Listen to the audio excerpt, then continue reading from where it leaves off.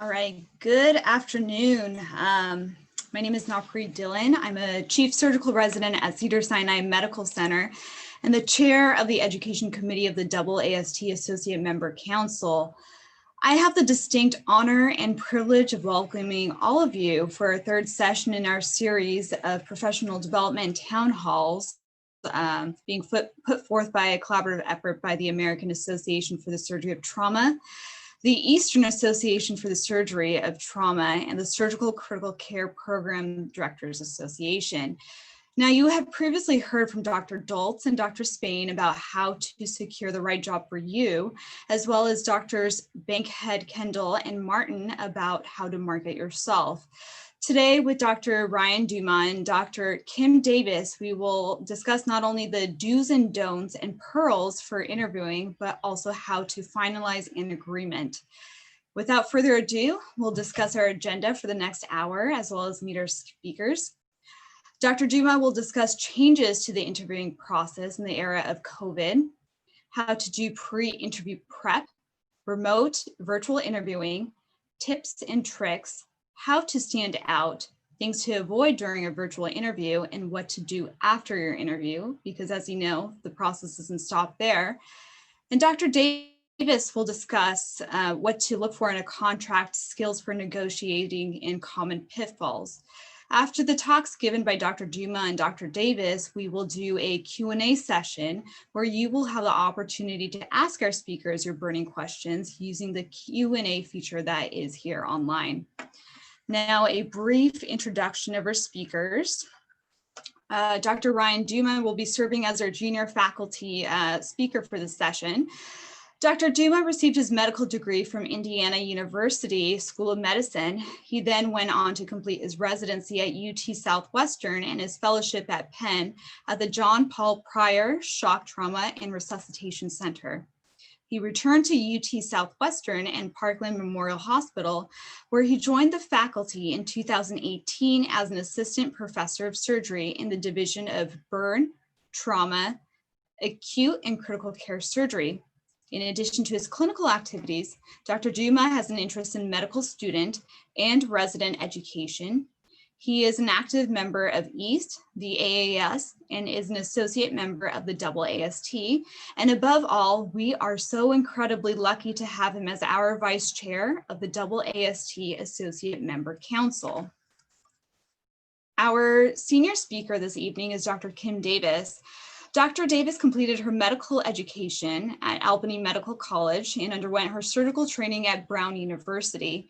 She pursued her fellowship at the University of Tennessee at Memphis. She joined the faculty at Loyola University Medical Center and then was recruited to Yale, where she is currently a professor of surgery, chief of the Division of General Surgery, Trauma, and Acute and Surgical Critical Care, vice chairman of Clinical Affairs, Trauma Medical Director, as well as the Surgical Director of Performance and Quality Improvement. Dr. Davis is a national leader and wears many, many hats, including as the Secretary Treasurer of the AAST. She is an active member of the National Committee on Trauma and past president of EAST. Additionally, she is an associate editor of the Trauma, Surgery, and Acute Care Open and is on several editorial boards, including the Journal of Trauma and Acute Care Surgery. Dr. Davis will discuss what to look for in a contract, skills for negotiating, and common pitfalls. Now, without further ado, we'll get the program started with Dr. Dumas starting off.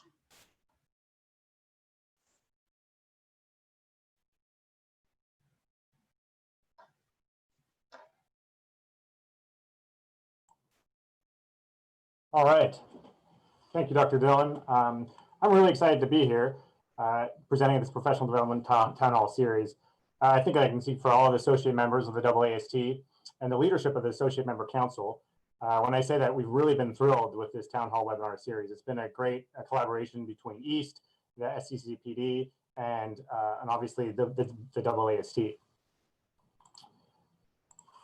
So, to say that the coronavirus has impacted medical and surgical education is certainly an understatement. You know, when Dr. Davis and I spoke earlier this week about this talk, she described SARS-CoV-2 as a disruptive innovator, and I found that particularly apt as a descriptor.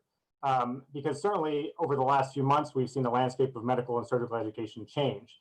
And from a GME standpoint, the interview process is one of those things that's changed the most. And I think this afternoon, that's what I really want to spend some time on, is how do you prepare for a virtual interview and entering into the COVID era. And I like this graphic. This is from Dr. Sang, the University of Chicago, from oncology, but it shows you how immediately the social distancing measures placed by the CDC impacted the interview process. Every single one, almost, of these fellowship specialty interviews were impacted by COVID. And I have some residents that in the very middle of live interviews had to transition to virtual interviews. And ultimately, I think what is maybe the most important from this is that even after this, when this pandemic abates, I think virtual interviewing is here to stay. And I think there will probably always be some component where you might have initially a virtual interview and then maybe a subsequent site visit, or you may have an option to have a virtual interview in lieu of an in-site visit. And I think because although the virtual interview does capture a lot of the importance of a live interview, there's a lot of subtleties, and the tendency is to kind of be maybe a little bit more informal in a virtual interview. So I want to kind of cover how to kind of maintain that sense of formality and professionalism in these interviews. And of course, you know, while these changes in the interview process happen quickly and across all professions and really all disciplines, including, for example, Amazon and Google, I think, you know, obviously the AAMC was a leader in this field, and they very early in May put out a statement essentially saying that they highly recommended that we perform all these interviews in a virtual fashion. And so clearly that's led to a burgeoning of a lot of online resources that you can find and tips and techniques. And while this is a virtual interview guide for medical students, I recommend, you know, that anybody involved in really any kind of virtual interview, from the resident to fellow to junior faculty applying for a position to a job, really navigate to this website, because it's a good place to start, because from here you'll be able to find tips and tricks and a lot of other resources. And unsurprisingly, you know, the surgical community has also stepped up, and we've really responded with a number of great guides and primers to conduct virtual interviews, not only from the applicant perspective, so what an applicant needs to do to look good or to have a virtual interview, but also from an institution. How do we, as institutions, recruit the best fellows and the best junior faculty to join our programs? So, because I think as a virtual interview candidate, that's also incredibly important, is how is the center you're applying or the fellowship you're applying to presenting themselves, because I think that also translates to the level of commitment that that center has towards fellow education or, for example, junior faculty development. When I was preparing this talk, a quick Scopus search, you know, with the term surgery and with the term virtual interview yielded almost 20 results. And, you know, across all disciplines, oncology, our Dr. Davis featured here today with Dr. Joseph from Arizona, recently published this, a great guide on interviewing during the COVID-19 pandemic, and in Annals of Surgery, you can find all these resources. And I like this one, because I think, you know, honestly, this is what a lot of us have realized is, well, do you really need to go for 24 hours, catch a flight, and have an interview and just fly back? And it's well, there's certainly a lot of advantages. I think this, for many people, especially for residents and fellows who, you know, we have all lived on a budget, you save a lot of money. So specifically, you know, Dr. Sang looked at this and she found on average, people in the 2020 interview cycle will save probably about $6,000 conducting a lot of these interviews. And I think this is one of the primary reasons why I think going forward, these interviews will probably remain at least in some component in the virtual format, which I think is why kind of getting it right is really important. So I think one thing that's also changed is the pre-interview prep. I think certainly I remember sitting in my hotel room the night before my interview, looking up the faculty, seeing their interests, looking at the campus map, and trying to find my way around, so I was ready for the day. But now the online component has become really important, because as a candidate, you want to find out as much as you can about the division you're going to be joining or the fellowship that you're going to be joining. So the practical things, what's their curriculum like? What do the faculty do? How are they involved in national organizations? How are they involved in regional organizations? And definitely write down questions, right? Because that's how you're going to become an informed applicant when you actually go on the interview. And then obviously practical stuff, right? So time zones I have found one of the trickiest things, right? When you have these interviews or these meetings, I'm constantly trying to figure out, okay, what time is it on the Pacific Coast? What time is it on the East Coast? What time is it in the Central? Then there's the Mountain time zone, right? So I think that figure out the duration of these meetings. How long are you going to be meeting for? And then obviously, what platform are you going to use? And we're going to talk more about that. But the platform itself is going to be really important. So I'll just give Dr. Doltz as an example. She's a fellow associate member of the AAST. She's also our ICU and fellowship director. And so I remember a few months ago, she circulated this awesome brochure that she made with our graphic designers at UT and revamped our online digital material. And so this is, our surgical critical care fellowship essentially booklet, right? So it's a PDF file now, and the fellows that came through just most recently in our virtual interview process all obviously had access to this, and it goes through our faculty, a fellow, who our current fellows are, what our fellowship's about, what a sample case log might look like, what a sample schedule would look like, and certainly some of the more nuts and bolts. And also, obviously, we all remember the tour, right? And everybody, the joke is, oh, an ICU is an ICU. But I think, you're going to be spending some time at this new place, whether it's as a junior faculty or as a fellow. And so, with our marketing department, they made some pretty slick videos that you can navigate to on YouTube and check out our two main sites, Parkland Hospital and our University Hospital. And of course, check out the city of Dallas. So, and I think it's really important as an applicant and as a junior faculty, because I think the time that the program puts into that really speaks to their dedication to fellow and resident education, and also at the faculty level as junior faculty development. So I'm biased, so I'm going to use this article as a bit of a backbone to the next few slides, because I think this is kind of the nuts and bolts. This is from Dr. Karim Al-Fatah and Dr. Jones. Dr. Jones is an outstanding chief resident who just matched into pediatric surgery, and her interview season was entirely thrown in the loop in March when everything converted to virtual interviews. So her and Dr. Al-Fatah put together essentially primer for virtual interviewing. And Karim is in charge of the largest program in the country. And so as you can imagine, coordinating virtual interviews for the residents is challenging. So I like breaking it down into some components, right? So I think the physical environment is arguably probably one of the most important and maybe one of the most underappreciated. The technology piece, I think most people will get with a good high quality microphone and an HD camera. And then the other thing I think people tend to forget to do is practice. So just like operating, practice, right? So practice makes perfect. And what I mean by that is trial runs, not only to test the technology, but also actually doing a mock interview. So let's talk for a second about the environment, right? So I love this GIF, right? Because this is this poor doctor and this poor newsman and his family. So this is kind of I suppose the classic mistake, right? So when you have an interview, you want to have a quiet space.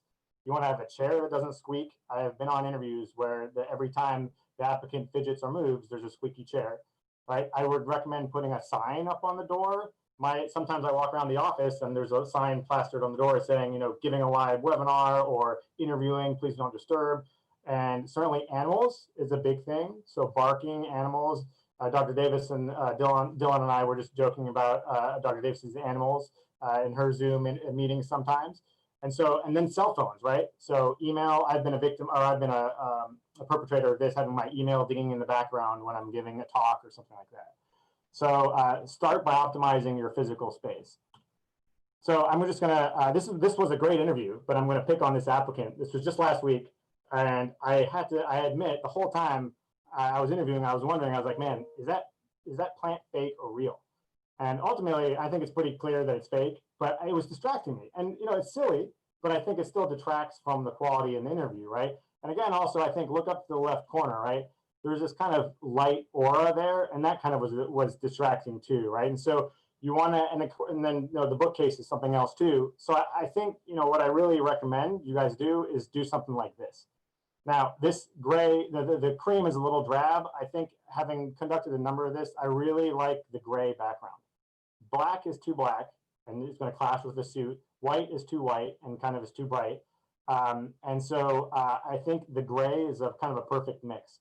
And I really be cautious of windows or any kind of lighting in the background because that'll kind of create this halo or this aura.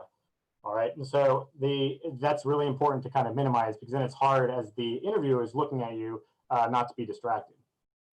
And so again, I think this is relatively straightforward, but avoid virtual backgrounds. As an institution, we for the medical students this year, we actually toyed with giving them a prefab UT Southwestern background, but we really in the end decided not to because as you guys have all seen, when you move around, it kind of blurs, and that to me is distracting as well. And certainly, you know, avoid things like the Tiger King background that we've seen floating around on Zoom, and try to keep it just crisp and professional. So the technology, I think this component is really important, and this is probably the most important part. So it's the platforms, right? And so I'm sure you guys have all been victim to this, where you get a web or an invitation, and then you don't have the app, right? So that I just fell victim to this recently with Blue Jeans, which I didn't realize was a virtual meeting platform, but it is, and that requires an app, right? Zoom requires an app. Teams requires an app. We use a lot at Parkland. We use WebEx for internally. So familiarize yourself with all of them. While they're all relatively similar, you have to make sure that you're facile between muting your camera, flipping off your audio, and you're muting yourself. Complete your profile, okay? Don't interview as the Smith family living room PC, right? So make sure your name there, use your professional title, and also really important, use an avatar picture, right? Because the whole point of these interviews is face recognition and name recognition, right? So you don't want to interview and then when you turn off your camera for a break, there's no picture up there. You want to have a very good professional picture that people can recognize and be like, oh, that's Dr. Jones. She's really great, you know, and then the applicant, the interviewer has that face and then the name recognition. Because that's unfortunately what a little bit that we lose when we don't go visit a site. This is a neat thing, and I'll be honest, I actually learned about this from Dr. Davis when I was preparing this talk. Learn about these advanced features, right? So in Zoom, this is just a Zoom example, but if you go into settings under your profile, you can do touch up my appearance, you can do enabled HD, and so HD camera. So all these things are going to help, right? That helps with lighting, and it helps with your overall appearance. All right, this I think is important because actually I ran into this yesterday when I was kind of going through this talk. I was using a wireless connection and it wasn't working that well with the video. So use a wired connection when you can. Really, absolutely use a wired connection. If for some reason you find yourself having to use a wireless network, certainly don't use a guest one because those can kick you off. And have a backup plan, right? And then do a speed test. So if you have a wired connection, you should have no problems. In December of 2019, Zoom had an average of 10 million daily participants. Right now, currently, Zoom has an average of 300 million participants every day. So that's essentially the entire population of the United States getting on Zoom at some point in their lives. It's kind of crazy, right? So make sure that you have a good hardwired connection. So the camera is probably the kind of most relatively straightforward because technology is great these days. High definition, I would recommend obviously the camera and the audio together. The echo we've all heard on meetings before. It seems to have gotten better over the last few months. I don't know if platforms themselves have gotten better or we've just gotten each more facile about muting ourselves, probably the latter. But you know, try to avoid echoes and reverberations. And obviously it seems evident, but make sure the camera is eye level. And also make sure you're not running anything on a battery like a laptop if you find yourself having to do an interview on a laptop. I think lighting is one of the most important things. Like I'm very clearly a victim of this right now. My face is, my eyes are kind of dark, right? So you want to have a really important to have a up light in the front. And so I think it's one of the most important things. So you want to avoid facial shadowing. And you recognize that if you're sitting next to a window at a different time of day, that also, again, is going to influence your lighting. The other day, I came into the office and one of my partners, Dr. Caroline Park, was making some noise. We share a wall, and she was making some noise. And I walked into her office, and she was installing this like massive 5-foot ring light. And it's exactly what you need, though, right? Because she does a lot of virtual education. So she has this, now she has this large ring light, and it's this great forward-facing light that really helps you come together during an interview. So just glasses, unfortunately, they cause reflection. I have been on interviews where I found myself trying to see what the person is seeing in their glasses. So, because as soon as you're in front of a computer screen, they can cause reflections. So I obviously understand it's not always possible for everybody, but if you can, wear contacts. And then test it, right? So it's easy enough to get a friend or a mentor to help you test it. So set up the technology, test the audio, test the microphone. And then this is probably, really important, I think underappreciated. So you want to set up mock interviews. And so this is the form for our general surgery. This is for our fourth year medical students that are entering the general surgery match. We did virtual interviews with all of them. And we have an entire section here in red about their environment. How does it look? Is it quiet, no distractions? Is it clean? Is it cluttered? Is the camera appropriately set? And again, we don't want to use a mobile phone if you don't have to, obviously, to do an interview, right? So we're using a computer or a tablet instead of a mobile phone. And then, we threw in some curveballs, right? So we had Zoom bombings. We had the coordinator that was breaking us out into rooms accidentally unbreak the room. And so you want to kind of make sure that you've troubleshooted this from A to Z so that you're comfortable if you do have a technical difficulty, right? Because I had, for example, we just had a round of interviews last week, and we were using Thalamus, which is one of the platforms, and for whatever reason, my camera kept cutting out, even though it's the same camera I'm using right now, and it was just a function of the platform.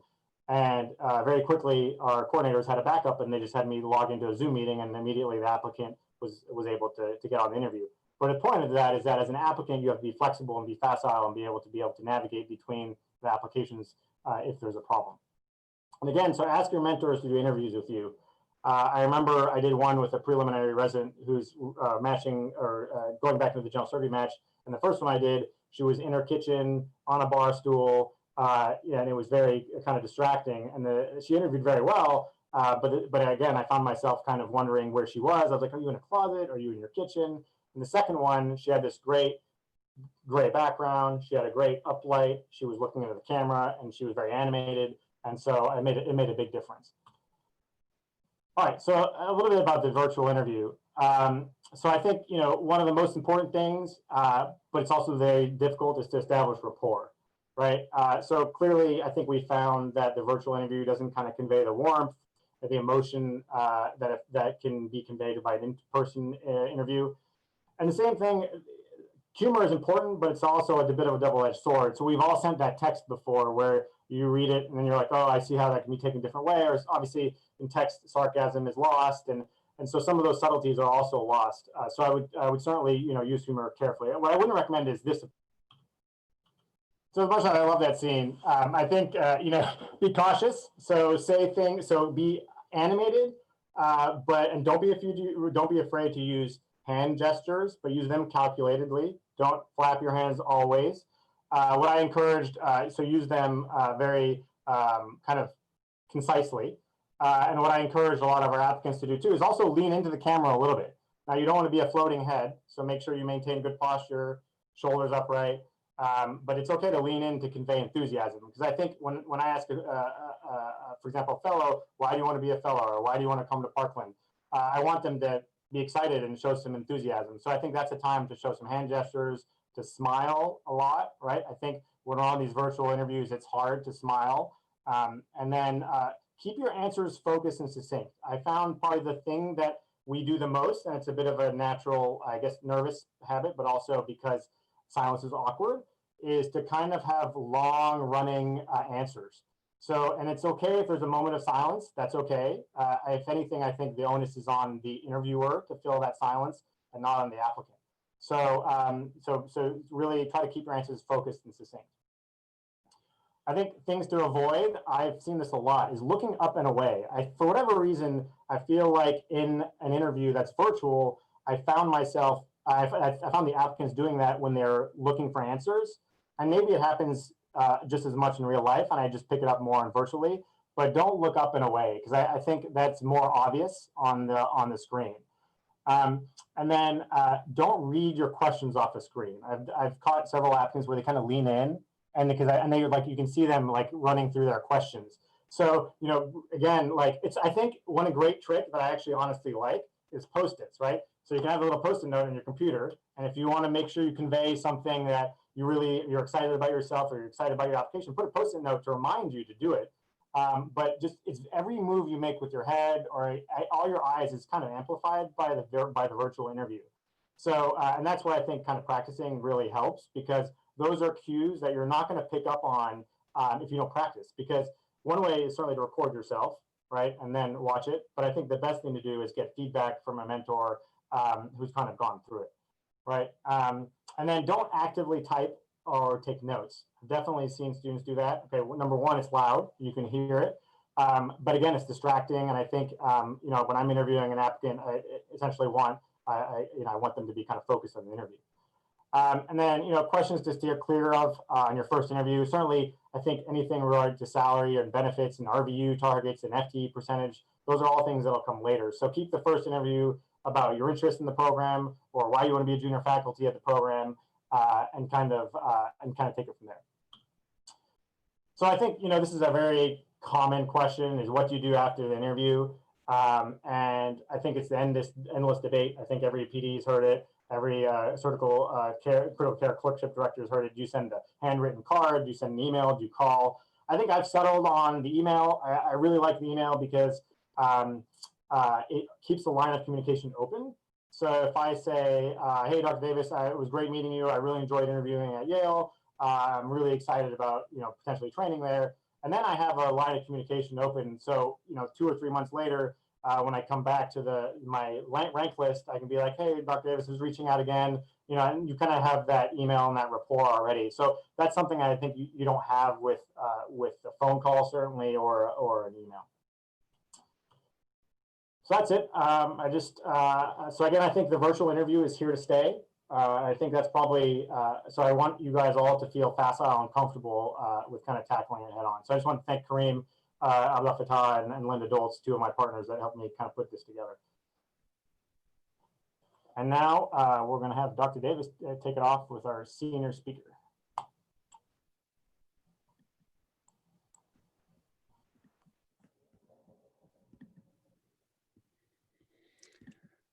Well, good evening, everybody. I'd actually like to congratulate Ryan on doing a great job on interviewing. I will tell you that when I was doing chair interviews, all of them, oh, and look, I have this shiny light. All of them were, the initial interviews were virtual interviews. And, you know, somebody my age has never been on YouTube or anything along those lines. So learning how to communicate and how to look at the screen and how to maintain posture and how to come across as being something a little bit more interesting than just a talking head is extremely important. And I think one of the things that you lose in virtual interviews is the feedback, right? So we're all used to looking at people who cross their arms and then you know that you've said something wrong, right? Because it's a very defensive posture. So I think that you really need to be cognizant of how you come across on the screen and practice, right? So we weren't born to sit in our houses or our apartments or our offices and talk to a computer all day. We were born to integrate and communicate, and the new world is weird. Anyway, so I'm going to get on to my topic, which is basically negotiating the final agreement. And then we'll open it up for questions. And I think that anything is fair game, including whatever you've heard on the prior iterations of this webinar, because we all have opinions. So I think it's really important as you start to look at a job to make sure you understand what the job is. I have had many, many people come and interview both for residency, for fellowship, and for faculty positions at my place, which is predominantly a blunt trauma shop with a lot of emergency general surgery and some very acute ICU work, and say, I want to be a trauma surgeon. All I want to do is operate on penetrating trauma. And you know, my inside voice, and you need to be able to differentiate between your inside voice and your outside voice, is my inside voice says, why are you here? You know, why are you wasting my time? If you want to be at a place that does penetrating trauma, go somewhere else. So I think you need to understand what the position is. Is it mostly ICU? Is it mostly emergency general surgery? Is it trauma? Or is the place large enough that you can say, well, you know, I do like doing a little bit of trauma, but I really love emergency general surgery. Or I want to be an ICU doc more than anything in the world. I can operate, I will operate, but if I could have more time in the ICU, that would be great. So those are the conversations that you need to have with whomever you're interviewing with, be it for fellowship, junior faculty, or senior faculty positions. And I think the real question is, at that individual place, do you have the opportunity to define your area of interest? So I've got one doc in my shop who only does critical care. She eats and breathes ventilators, drips, and really sick patients and palliative care. That's all she does. I've also got a bunch of junior faculty who all they want to do is operate, right? So if your place is big enough, you can actually put the schedule together so that everybody has their level of interest and feeds what gets them out of bed. The other thing that I think you need to ask about is whether or not the work is evenly split between the partners, or if some have cachet positions. Like, do you have faculty members who continue to draw a salary but don't bring in any revenue? How do you address that? And then I think you really need to understand your clinical scope. What are you going to be allowed to do at the place that you are practicing? Are you going to be doing endoscopies? Are you going to be doing uppers? Are you going to be doing lowers? How many pegs do you have to do to get peg privileges? Because we all have to do enteral access. If you love operating in the chest, you probably don't want to go to an academic medical center that has a section or a division of thoracic surgery and an I6 program in cardiothoracic surgery, because most of the thoracoscopy is going to be done by those people. Do you want to do oncologic cases? In which case, again, going to a major academic medical center with a division of surgical oncology may negatively impact your ability to deliver cancer care, except in the acute environment. And I will tell you, there is a lot of cancer in COVID in the acute environment. I've taken out 2 perforated cancers in the last week.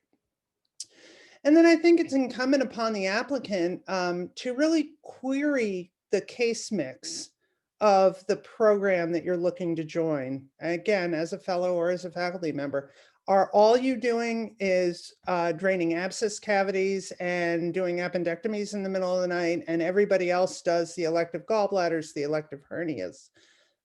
Or do you have a wide variety of general surgery to do, or are you mainly a trauma shop? I think the other thing that we as acute care surgeons really need to understand is work requirements and night call. And what I want to draw your attention to is that we are much more of a cognitive discipline than some of the other surgical disciplines. Surgical oncology goes to the hospital, they operate all day, they go home. They come back to the hospital, they operate all day, they go home. Whereas for trauma and emergency general surgery, we do a lot of evaluation and management services, including in the ICU, in the trauma bay, and the 3-to-1 ratio or the 2-to-1 ratio for consults for emergency general surgery, non-operative versus operative. So when you look at the cognitive specialties, they are regularly reimbursed lower than the technical services. So if you're going to be doing operation after operation after operation, a higher RVU mark, like 8,000 to 10,000 RVUs a year, is a reasonable RVU target. However, if you're going to be doing trauma, particularly non-operative trauma, if you're going to be working in an intensive care unit, those RVUs need to be set lower so that your faculty doesn't burn out trying to meet their RVU targets. So at my place right now, our RVU target is 5,000 RVUs. This is also important because less and less post-operative ICU care is being reimbursed. So you still have to take care of the patients, but you may not be able to generate the RVUs. I think the other thing that you need to understand is whether the organization that you're joining is working 24 to 36 hours when they're on call. So you work a full day, you take a night of call, you work the next day, and then, oh, by the way, you go home and you die. Or if people have moved to shift work. And I think that COVID has really highlighted the fact that being out of the hospital and taking care of the healthcare providers is important. And I would be surprised if many programs were still practicing in the old school model of 24 or 36-hour calls. I think we were one of the last holdouts, and I think it was somewhat of a detractor when we were recruiting junior faculty, but we now work 10-hour days and 14-hour nights. And I think that's kind of the wave of the future. You also need to understand what is a reasonable number of night calls. And I think that, that is really personal. Not necessarily, you can't spread it across everybody. For example, when I was younger, I had no problem working 6-8 nights a month. I work 1 now. I think 4 is probably reasonable if you're in house. I think 6, maybe 8 is probably reasonable if you're taking home call at a non-busy organization.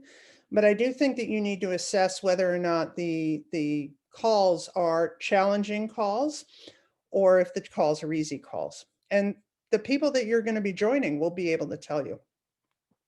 I think it's also important to ask what happens if you can't work. So for example, if you go out on FMLA because you have to have, I don't know, you have to have your gallbladder out, or you've got a giant hernia and you need your hernia fixed and you can't work in the operating room for 4 to 6 weeks. There are programs that will say you need to either take that out of vacation or you need to make it up. So I do think that you need to have the conversation around what happens if you can't work. Do you have to make that time up, because that becomes an additional onus on top of already having to deal with an illness. And then finally, how has COVID impacted the work scheduling? I mean, I clearly admitted my shop went from a 24, 36-hour call cycle to people working during the day and different people working at night. Everybody's happier. The other thing that you need to understand as you're looking at jobs is, what is your service responsibility? How much administrative burden will you have? Probably not much when you're a junior faculty member, but that certainly increases rapidly as you're 3 to 5 years out from training. What are your teaching responsibilities? Do you have to get up every other Wednesday and give a medical school lecture, or is your teaching more bedside? Is it more didactic? How much do you have to do? If you miss a lecture, does that negatively impact your salary? All of these things are important. And then what are your research responsibilities? If you're going to an academic medical center, they're going to expect you to produce academically, but they may not give you the time, right? So as you're talking to people, particularly about jobs, and you're asking for like a 0.5 FTE position, if you're not already funded from a research standpoint, you're probably not going to get a 0.5 FTE unless you've got a CV that goes on and on. I've got a medical student who's got more publications in higher impact journals than most of my associate professors. So if she were to apply for a job at my place, I'd give her a 0.5 FTE so she could continue to be academically productive. And then you need to understand how all of that fits into, and now I'm talking predominantly about academic positions, but how that fits into academic ranking and promotions. What are the expectations around teaching, academic productivity, et cetera? The other thing that you need to understand as you're taking a faculty position is, what are the metrics for new surgeon evaluation? Are you going to be monitored on how many complications you have? Are you going to be monitored on whether or not you're a good citizen? Are you going to be proctored for certain cases because you don't have certain numbers and you want to get additional privileges? And what is the termination policy for the organization? Most places have a 6-month period of time where you are under evaluation and you can be let go if they are not pleased with your performance. You need to know that on the front side. Then we get to money, and money's always important, right? No money, no mission. Who pays your check? Are you working for the hospital? Are you working for the university? Are you working for a private organization? Is your paycheck entirely dependent on clinical productivity, or is it dependent on the other components of citizenship, research, education, administration? If for whatever reason the organization doesn't meet metrics for money, or the organization is in the red rather than in the black, how does your compensation get adjusted? Are they going to say, okay, well, we lost $500 million this year, we're cutting everybody's salary by 50%. Or is there a metric by which they can maximally cut your salary? In most places, it's about 10% a year. So that's a number that you need to know. And if they cannot tell you that, as they used to say in Lost in Space, which is probably something that nobody except me has ever heard of, danger, Will Robinson, danger. You need to know what that number is. And then you need to find out if there's a sign-on bonus, because you're going to want to take 1 or 2 months off between, or even 3 or 4. And you have to have something to live on, right? So most places in the year 2020 are now offering sign-on bonuses. Ask what it is. And that number may be negotiable, but it probably isn't, because they have to have equity with everyone else that they've hired. Finally, as you look at salary, you need to know what the AAMC or the MGMA compensation metrics are for the job that you're getting in the location that you're getting it. So for example, if you want to live in the Northeast and practice in the Northeast, you're not going to make nearly as much money as you will if you go and work in West Texas. Why? Because it's really hard to recruit people to West Texas. So if I were to go to West Texas, my salary would probably double. So I think you need to decide where you want to live, and then you need to understand what the salary norms are. And both MGMA and AAMC report 25, 50, and 75% for a range of now an academic appointment for the AAMC. Expect to be hired at the lower end of the range, but expect not to be hired below the 25th percentile. That's just insulting.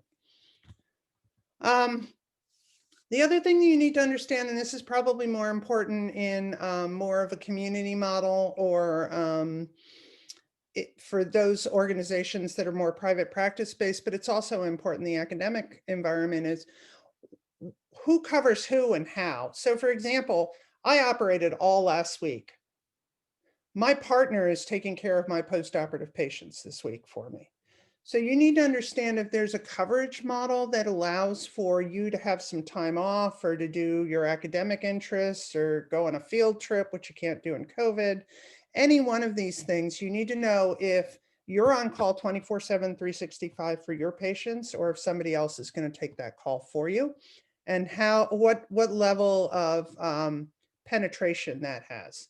So in my shop, I don't know what it is in Ryan's shop, but in my shop, if you're off, you're off. If you want to answer your patient's phone calls, you can, but by and large, it goes to who's ever covering trauma if it's a trauma patient, EGS if it's an EGS patient.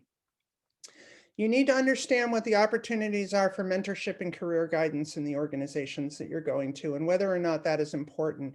And you really need to know what your support system is. So for example, if you're in the operating room with a gunshot wound with a portahepatis, who's going to come in and help you? And how do you activate that support system? And finally, you have to understand what the credentialing process is, and how many credentialing hoops you have to jump through, and what it is that they are going to allow you to do and not allow you to do. So for example, everybody is trained in laparoscopic colon surgery. Everybody should have laparoscopic colon privileges. Not every organization will give that to an acute care surgeon. So you need to understand what it is in the environment in which you're functioning. Focusing a little bit on health and well-being, benefits packages are important. You need to get life insurance, you need to have health insurance, you need to have a reasonable disability insurance, and you need to have liability insurance with a tail. And what the tail is the period of time after you left the organization where that organization's insurance is still functioning for you. And that's generally 2 years after last point of contact with the patient. But you have to have a tail. Otherwise, you're open to all kinds of litigation once you leave an organization. You need to understand vacation policies. Do you get 1 week? Do you get 2? Do you get 4? Do you get 6? Maternity policies for those of you who are capable and want to get pregnant. It's very variable. Some places have a 4-week, some places have 6, some places have 8. Some people will let you go to 12, but take it out of your salary. So you need to understand that. And then how much is the organization going to support your educational opportunities? Are you going to be able to go to annual meetings? Are they going to pay your dues, etc.? Moving expenses are generally pretty standardly reimbursed. Those are generally non-negotiable. You need to understand that you will likely have to sign a non-compete clause, which is basically you can't move to an organization that's within 15 to 20 miles of where you're practicing. Those are generally not enforceable, by the way. You need to know if they're going to give you a phone, a cell phone, a computer, an office. You need to understand the support that you're going to get for your electronic medical record, including templates, referral patterns, et cetera, and training. And then if you are going to be a heavily general surgery based practitioner, you need to know if you have block time and how the whole surgeon preference card thing works, because the last thing you want to do is show up on your first day doing a major operation and you don't have any of the toys that you're used to having because you're coming out of training and nobody knows what a surgeon preference card is. You need to ask about administrative support. Are you going to have your own assistant? Are you going to have any APPs?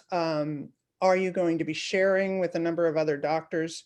You need to understand what kind of quality metrics people are going to be looking at and monitoring on you. You need to know if you're going to have access to financial planners and retirement coaches, because I got to tell you, the first time you get a paycheck, make sure that you take out money and pay yourself first. Retirement is important. You never know when it's going to come, and you don't want to be left without money.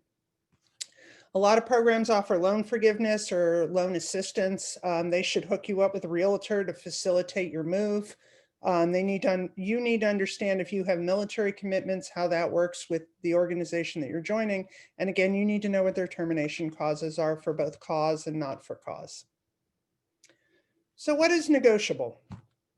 I'm going to tell you that this depends on what kind of practice you're joining and whether or not you're senior or junior. At a lot of academic institutions, for your first job, the contract is pretty much boilerplate and non-adjustable. However, you can negotiate salary. You can negotiate protected time, but if you've never published a paper and you've never worked in a lab, don't ask for protected time. You're not going to get it. Build your academic career the way the rest of us did, on nights and on weekends and on your days off, because we're a little bit nicer these days. Find out if there's a sign-on bonus, because you do need to have something to live on as you are transitioning from whatever job you're leaving to whatever job you're going to. And you can always negotiate your start date. What is probably not negotiable is the contract language. When I came to Yale, I negotiated a whole bunch of stuff, including APPs that they were going to buy me, and equipment, and faculty members, and how they were going to be compensated, and who paid what bill, et cetera. But the contract language was the same boilerplate that I give to my assistant professors. The non-compete clauses are not going to be negotiable. By and large, the benefits are not negotiable. They're better at universities than they are in private practice. And then the termination clauses are non-negotiable, simply because they cross all specialties and within the organization. One of the questions that I think is going to come up is whether or not legal review is worth it for a contract. In general, probably not at entry-level positions, right? Because as long as you're comfortable with your clinical allotment, your salary, your time off, and that is spelled out, I don't think that lawyers generally have much to add. I think that as you look at your second job, you absolutely need to have a lawyer look at it and finesse some of the language. And that's the end of my talk. So I'm going to stop screen sharing, and I may actually turn off the light that's glowing behind my head, which I turned on because it got dark in Connecticut while I was talking.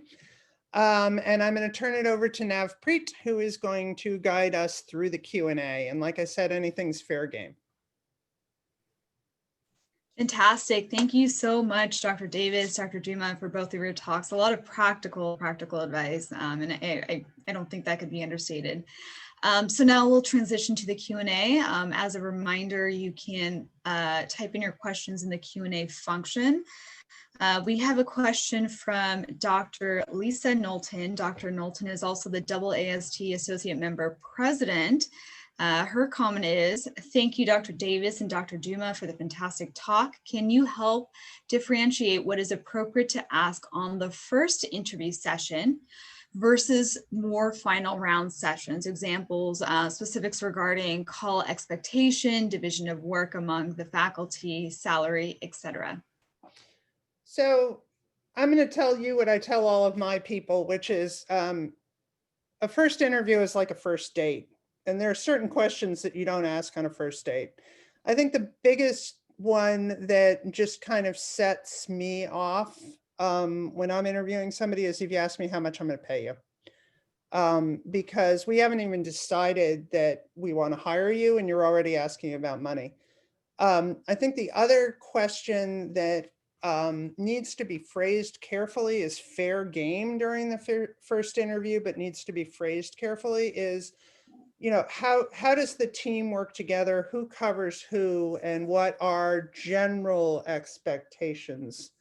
I don't think you want to get into the nitty gritty of RVUs, how many nights of call you're going to be on, etc. You can actually start to get a feel from that just by talking to individuals within the group. And I think it's really important, and then I'm going to shut up, Ryan, and let you talk.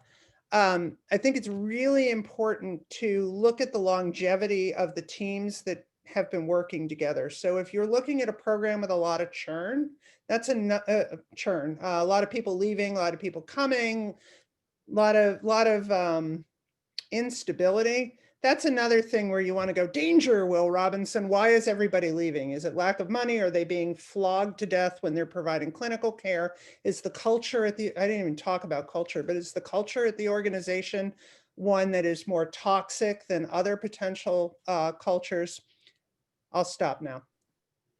Yeah, I think that, you know, culture is just a really important thing. And I think that's what the first interview is all about, is like, you don't worry about, and I totally agree with Dr. Davis as far as the compensation. That shouldn't even be on your mind, right? Because you want to figure out, is this fellowship or is this junior faculty position the right position for me? And so for me, the one thing that I will tell you that I was immediately drawn to was my partners, right? So when I interviewed with them, and now whether it's virtual in this era, or, you know, when I did it in person, you can still figure out, are they happy in their job, right? Do they like what they're doing? Do they seem overworked? You know, and I think the churn is a good way of describing it. Like, are they new? How long have they been there? And I think that's where you can get the most, and that's really the key of the first job interview. And then, you know, really you don't see a salary until you get really an LOI or a letter of intent. Mm-hmm. So I didn't even start as a junior faculty, even after a second interview. I didn't even bring up a salary and so I was just presented a number in an LOI. And as Dr. Davis said, that's, you know, there may be some wiggle room, but generally speaking, you're going to be roughly ballparked for the AAMC region and type of institution that you're at, academic versus community. They're also, you know, they're not, even if you think you're worth more, they're not going to be able to offer you a salary that's higher than they're paying their associate professors, right? So you have to realize that you're entering a hierarchy, and a number of the financial decisions and the job offers and things are constrained by the environment for everybody else within the group. I can't hire one associate professor at 330 and another associate professor, one assistant professor at 330 and another one at 300, because even though you tell people that their compensation is confidential, people talk, and that just creates a whole world of hurt. Thank you. So our next question is from Anika Story. Can the panelists comment on strategies to address difficult, quote unquote, illegal questions that may come up during an interview? Most professionals exhibit professional behavior. However, there are situations that can take the interviewee off guard. For example, when are you planning to start a family? So I think probably the best way to handle that is to reflect the question back and say, you know, perhaps I misheard you. Are you asking me X, Y, and Z? Because then they realize what they've asked.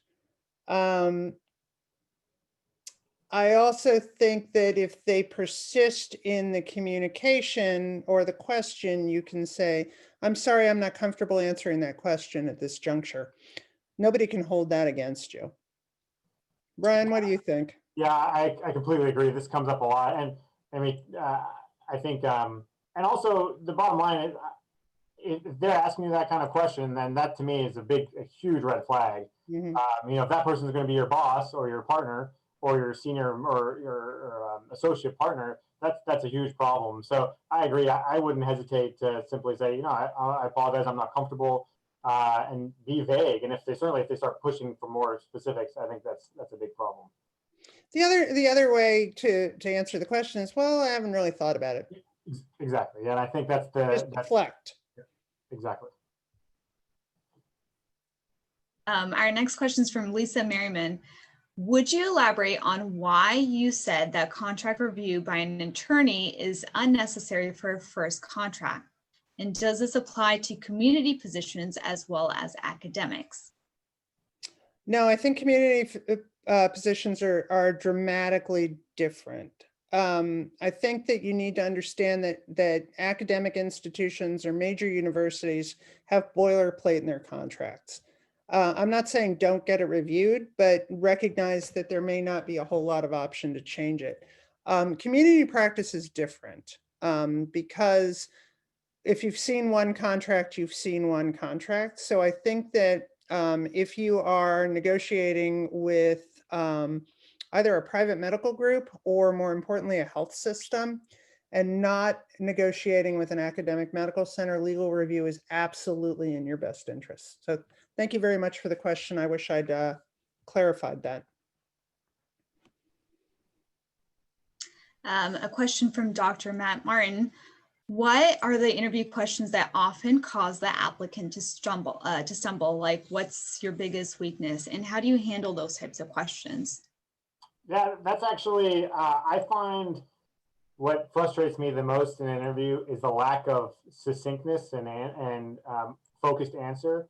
So the classic one, I think this is actually, what is your biggest weakness, is one of the ones I find that candidates stumble on the most, because what they do is like, well, my biggest weakness is that I care too much or that I'm too organized, you know, and so that's really, that's not helpful, right? I want to hear, because that shows an insight, a level of insight that applicant has into, like, these are things I'm legitimately working on, you know? And so and I get very, I think it's very easy to tell when an applicant kind of gives you their weaknesses that really, in fact, are you know, masquerading as their strengths. And so I think how you handle it is by pushing for more details. So if you ask about a favorite case, for example, or something, and you ask very specific details, like, tell me about that case, why was it, you know, impactful or whatever, and you try to tease out more information with follow-up questions.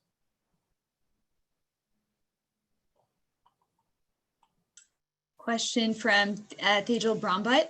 Thank you, Drs. Davis and Dumas, so much for putting this up. In addition to your future partners, chief, chair, who else would you expect to meet with? If you don't meet with anyone else, is it reasonable to ask to meet with a practice or business manager, for example? Yes, but probably not on the first date. I think it is extraordinarily important, particularly if you're looking at a program that has a fellowship, to have the opportunity to at least reach out to the fellows. I also think that it's extremely important if the program has a multi-D critical care delivery paradigm, that you get to meet with the anesthesiologists or the emergency medicine doctors or whoever is practicing in that ICU. I think it's really important to meet with division administrators on the first date. And I think it's really, really, really important to meet with APP leadership, because so much of what we do is now dependent on APPs. Yeah, I totally agree. When I read that question, the first thing I thought was APPs. You know, in our ICUs, certainly too in fellowship, the ICUs were largely really just taken care of by fantastic APPs. So, and I definitely think the division and the department, or excuse me, the departmental business administrator for ours here is great, and she's a great resource, because a lot of the nuts and bolts that you don't really know when you come out of fellowship about working in academic, you know, you just don't know what you don't know. And so, and then, you know, they can provide a level of detail and they can tell you where they benchmark their junior faculty and why, and those kinds of things. From Ali Amro. How hard is it to go to an academic position after working 3 to 4 years in a community practice? Dr. Davis, I'll let you take this one. That one's tough. That is tough. Yeah. You know, I think it depends on what you're talking about when you're moving to an academic position. So for example, I personally would kill for somebody who, not kill, but I'm really interested in finding somebody who's 5 to 10 years out, who has worked in a community environment but wants more of an academic attachment, because I have 2 programs that I need more senior surgeons in, who know how to function in the community, but who will ultimately be responsible for interacting with the trainees and really program development. So I think that it's feasible. I will say that I have a partner who was in private practice for years and years, who went back to not my organization, but another academic organization, and fit into that program very well. And then we recruited her and stole her. And she's been with us for 15 years and does a great job, and really has the best of both worlds, I think. So it's not as easy, particularly if you're jumping from community and it depends what level, but a community level 1 to an academic level 2 is probably quite feasible. I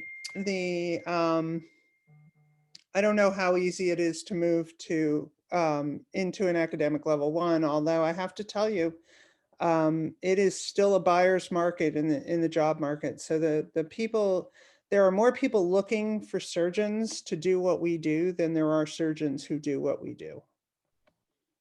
Yeah, my only experience is with a colleague or a friend, and he spent a while in private practice, really almost in a locums kind of setting, where he flew from hospital to hospital doing general surgery. And he actually transitioned really nicely into an academic position. But I think it's really what you make of it, right? If you go in there with a vision and with a plan to help that particular division, I think it can be done. But I mean, that's really the only advice I can give, is that you really have to have a plan and how you can be a benefit to that particular institution.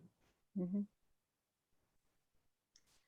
Joshua Carson asks, any advice on when and how to notify your partners or leadership that you're going on an interview? That's also a tough one. So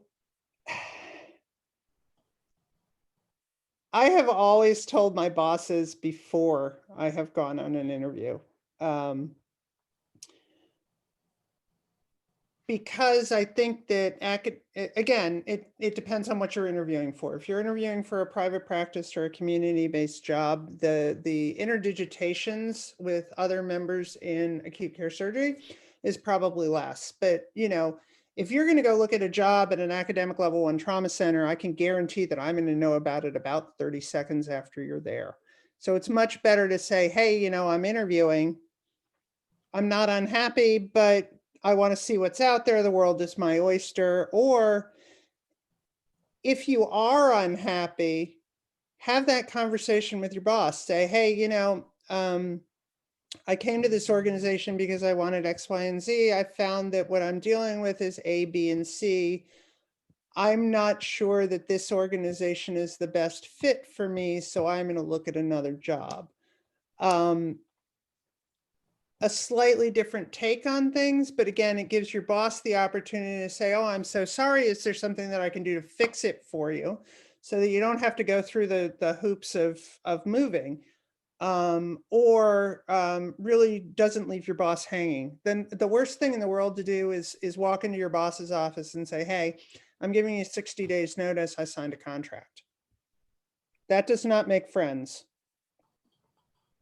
Yeah, I fortunately haven't been in this position, but you know, what my take, just kind of just thinking about it, is I think, you know, exactly, you don't want to make enemies, right? And so if anything, you want to show that you're of value, and you want the institution to realize, as Dr. Davis just said, that we're an important commodity, that there's more people that need surgery, that there's surgeons. And so, and then if you communicate that, if you're unhappy, or that you're just looking because you want to see what else is out there, then that may improve your situation back at your home institution if something indeed isn't going the way you anticipated. Well, and I think I actually encourage my mid-career faculty to interview, which sounds counterintuitive, but just because there's grass on the other side of the fence doesn't mean that it's greener. And a number of my faculty have gone and interviewed for jobs and said, hey, you know, we've got a pretty good gig here. So I do think that comparator value is useful. I think you need to be honest with your boss, right? Acute care surgery is a really small community.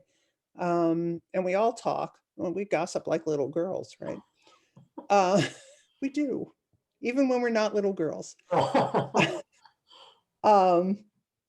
Some of my male faculty are worse gossips than I am. But anyway, I mean, you know, everybody talks, so be honest, and there's nothing wrong with looking for a job, right? I will say what Dick Gamelli said to me when I was thinking about leaving Loyola. He goes, make sure that you're leaving for a job that you want, not leaving a job that you hate, right? So you don't want to get a new job because of negative interactions at your place of work. You want to fix those negative interactions, because that demonstrates a level of maturity in you to your bosses, and it also gives you a whole new set of skills that you can build to try to remediate a problem. Jumping from job to job is never good. And people will look at your CVs and say, well, I see you were here for a year and a half, and then you were there for 2 years, and not what's wrong with the job, but what's wrong with you. So really try to gut your first job out for at least 3 years. And there's nothing wrong with looking for work. That's really great advice. I think our last question will be the following. When do you see the job market changing or potentially improving in consideration to our current situation with COVID and hiring freezes?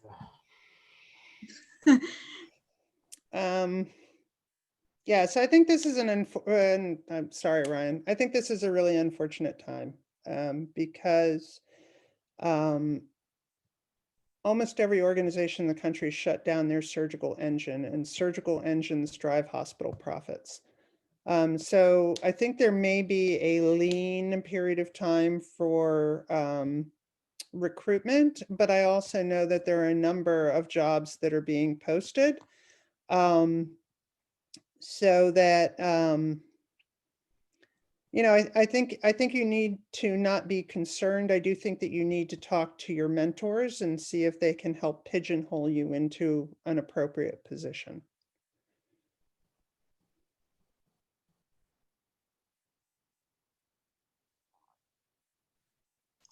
All right, well, I guess that concludes our Q&A session.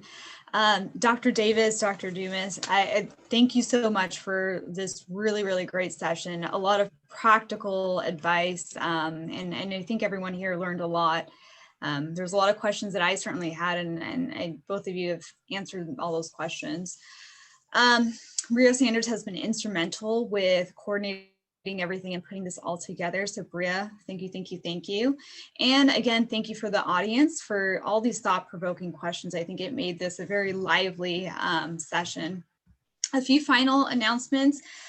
Number one is that we'll have our final Townhall series in early July, right after the holidays. In this session, we'll be talking about some of the nitty-gritty details about hammering out those finer details about negotiating your contracts.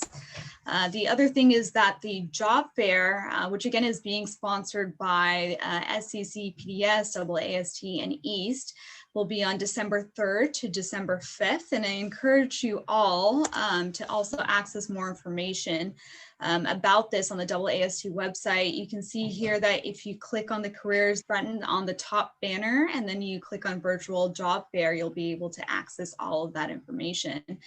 You can again find this information whether you're looking for a job or if you are a recruiter. Once again, thank you for a great turnout, for a great discussion. Hope you all have a good afternoon or a good evening. With that, I hope everyone has a happy Thanksgiving next week. Thank you.